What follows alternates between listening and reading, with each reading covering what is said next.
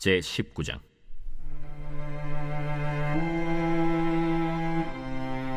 유다 왕 여호사밧이 평안히 예루살렘에 돌아와서 그의 궁으로 들어가니라.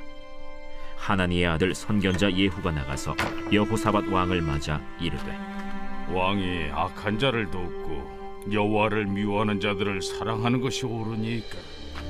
그러므로 여호와께로부터 진노하심이 왕에게 임하리이다. 그러나 왕에게 선한 일도 있으니 이는 왕이 아세라 목상들을 이 땅에서 없애고 마음을 기울여 하나님을 찾음이니이다.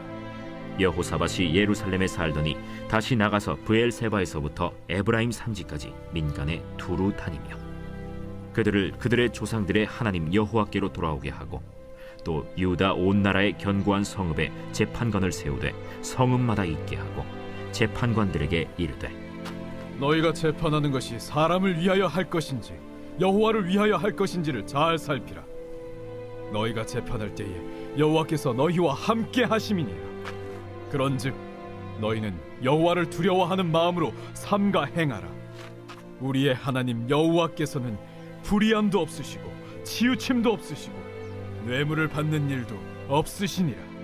여호사밧이 또 예루살렘에서 레위 사람들과 제사장들과 이스라엘 족장들 중에서 사람을 세워 여호와께 속한 일과 예루살렘 주민의 모든 송사를 재판하게 하고 그들에게 명령하여 이르되, 너희는 진실과 성심을 다하여 여호와를 경외하라.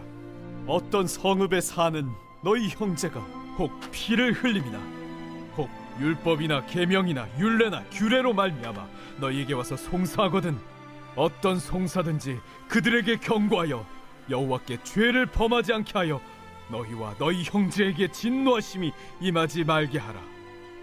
너희가 이렇게 행하면 죄가 없으리라. 여호와께 속한 모든 일에는 대제사장 아마랴가 너희를 다스리고, 왕에게 속한 모든 일은 유다 지파의 어른 이스마엘의 아들 스바랴가 다스리고, 레위 사람들은 너희 앞에 관리가 되리라. 너희는 힘써 행하라. 여호와께서 선한 자와 함께 하실지로다 하니라.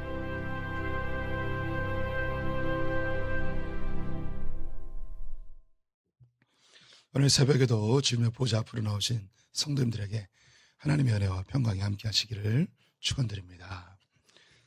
목소리가 매력적이죠. 교육자 MT 잘 다녀왔고요. 너무 열심히 MT에 집중하다가 목소리가 이렇게 가버렸습니다. 양해해 주시면 감사하겠습니다. 이틀 동안 장로님들의 멋진 설교가 또 우리 성도님들에게 은혜가 됐으리라고 믿습니다. 오늘 역대하 19장 말씀 함께 살펴보겠습니다. 역대기는 남유다의 역사를 다루고 있죠. 포로기에 있었던 유대인들에게 그들의 신앙의 정체성과 방향성을 보여주고 있습니다. 이것은 세상을 살아가고 있는 우리 그리스도인들의 정체성과 신앙의 방향성을 보여주는 복음의 메시지입니다. 역대기는 족보로부터 시작하는데 이스라엘의 믿음의 영웅들을 언급하였습니다. 그럼에도 불구하고 그들은 현재 바벨론의 포로로 끌려가 있는 것이죠. 성경은 왜 그들이 포로로 끌려가게 되었는가를 알려줍니다. 그것은 여호와께 묻지 않고 듣지 아니하였기 때문입니다. 그 한 예로서 처음 왕이었던 사울은 하나님께 버림받고 다윗은 하나님께 인정받게 되는데, 그 기준이 하나님께 묻는가 묻지 않는가, 하나님의 말씀을 듣는가 듣지 않는가였습니다. 다윗은 여러 가지 흠이 있었지만 하나님께 묻고 들으며 그의 삶을 수정해 나아가죠. 그래서 그는 어딜 가든지 형통하게 되었습니다.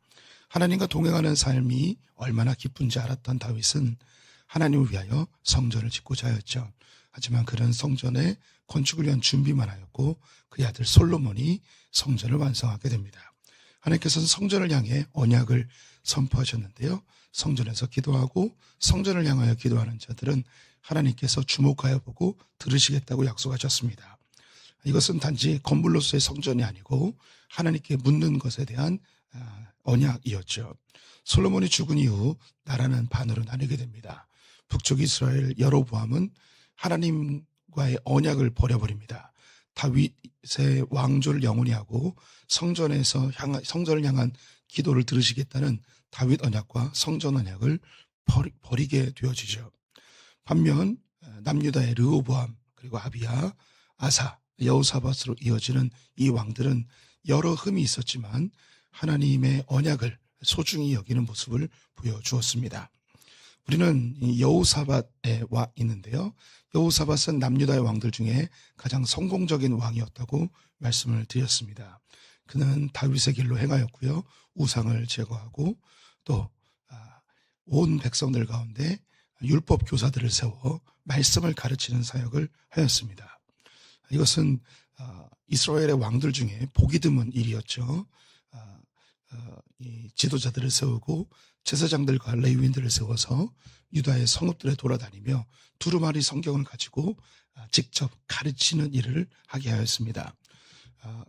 이 역대기를 처음 들고 읽었던 사람들이 포로기의 사람들이었는데, 그래서 이 여호사밧 때에 가장 나라가 견고하고 부흥했던 시기였기 때문에 여호사밧이 행한 그 일이 후대의 중요한 기준이 되었습니다. 그래서 에스라, 느헤미야가 바로 율법 교사들을 세워 각 지방에 돌아다니며 말씀을 가르치게 했던 그 일이 여호사밧의 영향을 받은 것이라고 말씀드렸습니다. 이렇게 승승장구하던 여호사밧이 아주 심각한 잘못을 범하게 되죠. 그것은 북쪽의 아합과 동맹을 맺게 된 것입니다. 그것은 전략적인 결혼이었죠. 자기의 아들과 아합의 딸을 결혼시켰습니다. 그리고 이 아람과의 전쟁에서 길란 라못에 함께 전쟁에 나간 일을 우리가 보았습니다. 하지만 그때에도 그는 이 전쟁을 나갈 것인지 나가지 않을 것인지 하나님께 묻고 또 하나님께 듣는 일을 하라고 이야기를 한 것을 우리가 봤습니다. 그래서 이 하나님께 묻고 듣는 것이 여호사밧에게는 신앙의 아주 중요한 습관으로 자리매김하고 있었음을 보았습니다. 그래서 말씀드렸던 게 우리가 교회 내에서는 하나님의 말씀을 듣고 또 하나님께 기도하고 이것이 우리가 잘 이루어지지만 개인의 삶의 현장으로 갔을 때에 하나님께 묻고 듣는, 즉 기도와 묵상이 잘 진행되는가, 이것이 아주 중요한 우리 신앙생활에 이 판가름을 낼 수 있는 척도가 될 수 있습니다. 우리 성도님들이 교회에 와서 우리가 공동체로 하나님의 말씀을 듣고 공동체로 기도하는 것, 이건 잘 될 수 있지만 개인의 삶에서 하나님의 말씀을 듣고 하나님께 묻는 기도와 묵상이 함께 반드시 가야 됩니다. 그래서 개인의 말씀 묵상과 기도, 또 공동체적으로 하나님의 말씀을 듣고 하나님께 함께 기도하는 것, 이 두 가지가 함께 가야 합니다. 그리고 조금 더 나아가서 우리가 일상의 삶에서 그 자신의 일상의 터전에서는 하나님께 묻고 듣기를 잘하다가도 그 터전 밖으로 나갔을 때 여행을 가거나 혹은 멀리 출타하거나 이럴 때 우리의 그 신앙에 묻고 듣는 습관이 무너지는 경우가 많이 있죠. 저도 역시 이 교회라는 울타리 안에 있으면 잘 되는데 교회 밖으로 나가면 이게 잘 되지 않습니다. 여호사밧의 이 모습이 우리에게 중요한 신앙의 모범이 되어집니다. 이렇게 하나님께 묻고 듣기를 잘했던 이 여호사밧, 하지만 하나님께 묻는 것과 듣는 것에 대해서 이것이 익숙하지 않았던 아합, 아람과의 전쟁에서 아합 왕이 죽게 되고 이제 여호사밧이 돌아오게 되었습니다. 오늘 19장은 여호사밧이 아람과의 전쟁에서 무사히 돌아오고 나서 있었던 일입니다. 선견자 예후가 여호사밧을 찾아오게 됩니다. 찾아와서 하는 그 이야기는 이 여호사밧의 마음에 큰 비수로 꽂히는 만한 이야기이죠. 2절 말씀을 제가 읽어드리면, 하나님의 아들 선견자 예후가 나가서 여호사밧 왕을 맞아 이르되, 왕이 악한 자를 덮고 여호와를 미워하는 자들을 사랑하는 것이 옳으니이까. 그러므로 여호와께로부터 진노하심이 왕에게 임하리이다. 북이스라엘과 정략 결혼으로 그들이 함께 멍에를 매게 됐죠. 또 그 증표로서 전쟁에 함께 나갔다가 죽음의 고비를 넘고 돌아온 여호사밧. 하나님은 선견자 예후를 보내서 여호사밧을 질책합니다. 우리 성도님들이 여호사밧의 입장이라면 어떻게 반응하시겠습니까? 여호사밧은 지금까지 너무나 훌륭한 신앙의 모습, 또 나라를 통치하는 모습을 보여주었습니다. 그는 하나님께 묻고 듣기를 열심히 하였고 자기에게서 멈추지 않고 백성들에게도 율법 교사를 보내어 하나님의 말씀을 가르치는 사역을 하였습니다. 우상들을 없애고 산당을 제거하고 나라를 견고히 하는 너무 멋진 사역을 했죠. 그런데 지금 예후가 와서 당신은 악한 자를 돕는, 하나님이 싫어하는 사람을 돕는 아주 큰 잘못을 했습니다. 하나님께서 당신에게 진노를 내릴 것입니다. 라는 이 이야기, 우리 성도분들이 그 이야기를 들었을 때 어떤 마음이 들겠습니까? 이것과 똑같은 장면이 바로 앞에 있었어요. 아합 왕이 아람과의 전쟁을 나갈 때에 여호사밧이 하나님께 묻고 우리가 전쟁에 나가봅시다 했더니 아합 왕이 400명의 선지자를 데리고 가죠. 이 400명이 천편일률적으로 왕께서 승리할 것입니다 라고 예언을 했습니다. 여호사밧이 이것을 봤을 때 뭔가 깨름직하고 정상적이지 않게 보였습니다. 그래서 다른 선지자가 없냐라고 묻게 되자 미가야 선지자를 데려오죠. 이 미가야 선지자가 이 아합 왕에게 기분 나쁜 그런 예언들을 하게 됩니다. 그때에 이 미가야를 옥에 가둬버리는 그런 일을 그리고 핍박하는 일을 하게 되죠. 이 모습들, 또 그 전에 이 여호사밧의 아버지 아사 왕도 이 아람에게 돈을 들여서 베나닷이 북이스라엘을 치도록 하는 이때에도 선지자가 비난하였더니 그를 옥에 가두는 일이 있었습니다. 이렇게 왕들이 자기의 권력 앞에 자기가 결정하고 선택하는 것에 선지자들이 비난을 하였을 때 그들을 옥에 가두고 핍박하고 이런 일들이 앞에 있었죠. 그런데 이 여호사밧, 하나님께 묻고 듣기를 즐겨했던 이 여호사밧, 북이스라엘에서 전쟁의 죽음의 고비를 넘기고 돌아온 그에게 하나님이 악하다고 하는 자와 어찌 그를 돕습니까? 하며 하나님께서 진노하실 것입니다 라고 하였을 때 여호사밧 어떻게 반응했을까요? 그 반응이 4절부터 나오게 되는데요. 그 전에 이 선지자가 여호사밧에게 한마디를 더합니다. 3절, 그러나 왕에게 선한 일도 있으니 이는 왕이 아세라 목상들을 이 땅에서 없애고 마음을 기울여 하나님을 찾음이니이다 하였더라. 하나님께서 당신에게 진노하실 것입니다. 그러나 하나님은 당신이 선한 일을 하고 있는 것도 보고 계십니다 라고 알려주죠. 하나님의 진노가 어떻게 임했는지 성경에 기록되어 있지 않습니다. 이 진노가 그의 죽음 이후에 그의 아들 때에 아달랴 때에 일어난 그 사건으로 연결시키는 사람들도 있습니다. 하지만 직접적으로 이 여호사밧 당대에 하나님의 진노가 임한 것은 성경에 기록되어 있지 않습니다. 하나님이 여호사밧에게 이야기하는 것이 당신이 악한 자들을 도왔던 그 일을 하나님께서 보고 계십니다. 보셨습니다. 그 일에 대해서 하나님이 분명히 질책하실 것입니다. 하지만 그것만은 아닙니다. 당신이 하나님 앞에 선하게 하고 있는 그 일도 하나님께서 보고 계십니다.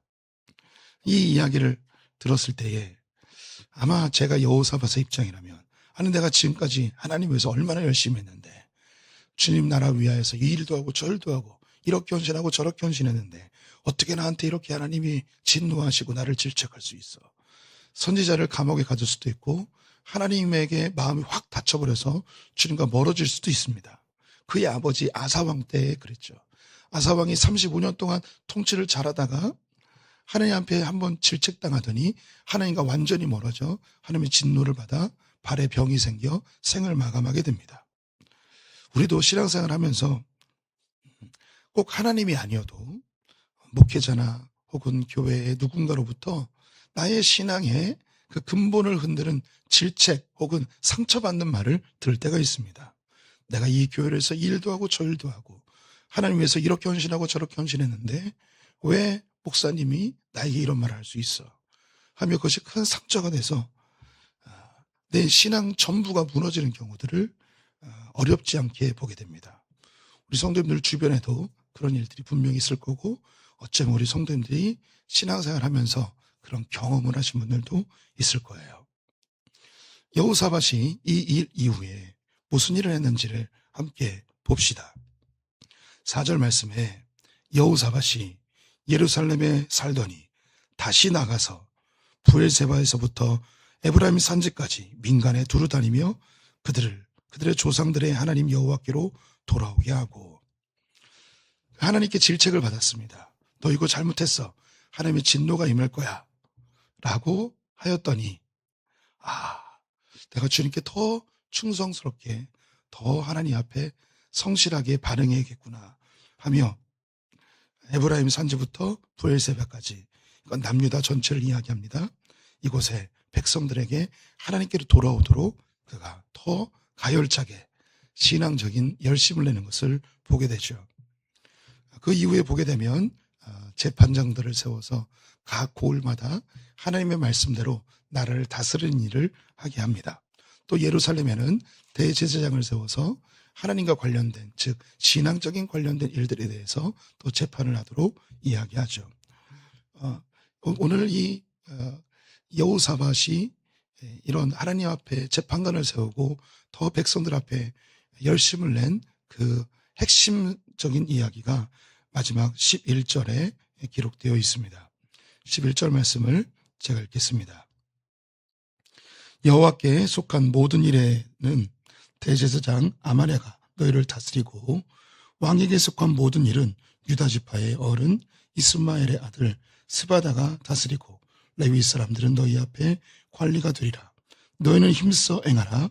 여호와께서 선한 자와 함께 하실지로다 하니라.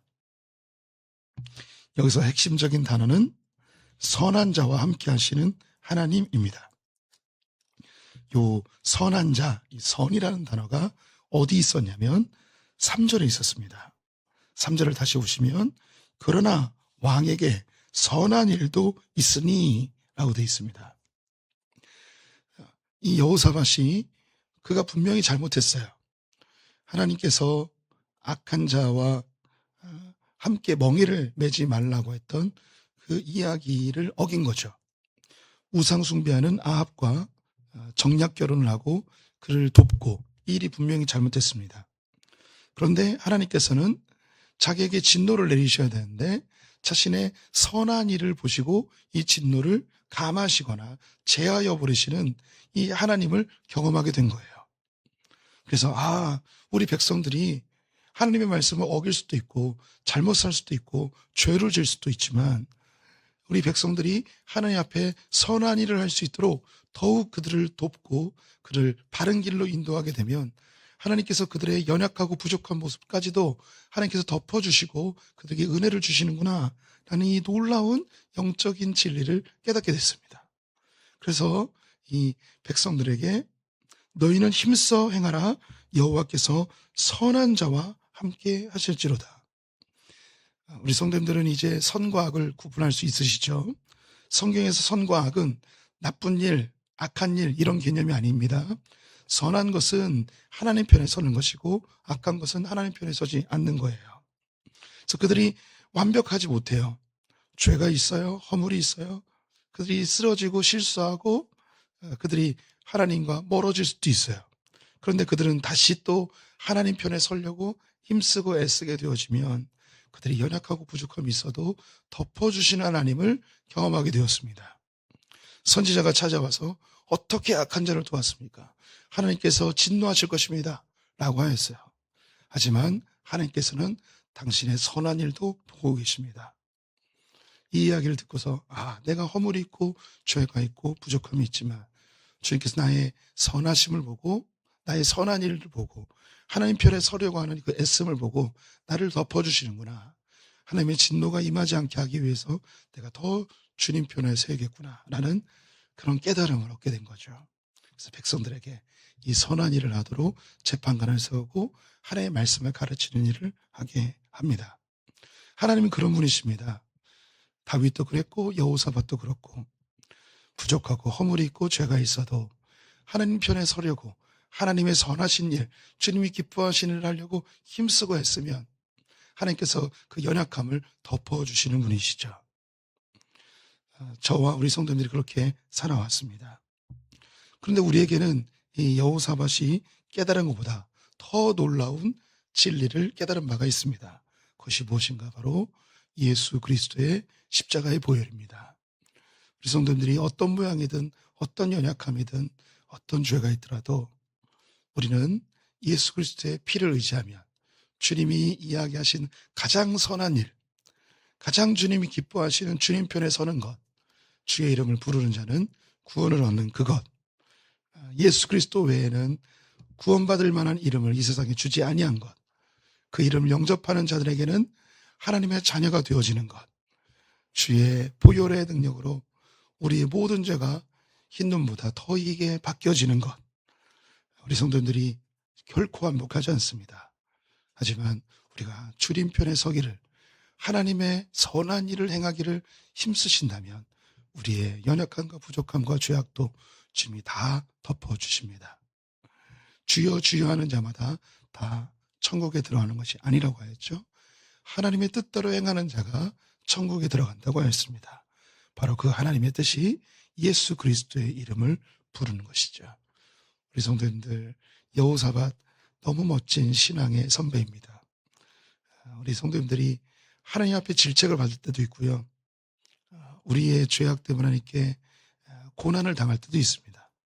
혹은 뜻모르게 고난 당할 때도 있고, 혹은 말씀을 통해서, 혹은 성도들을 통해서, 때로는 목회자의 설교를 통해서 마음의 상처를 받을 때도 있습니다.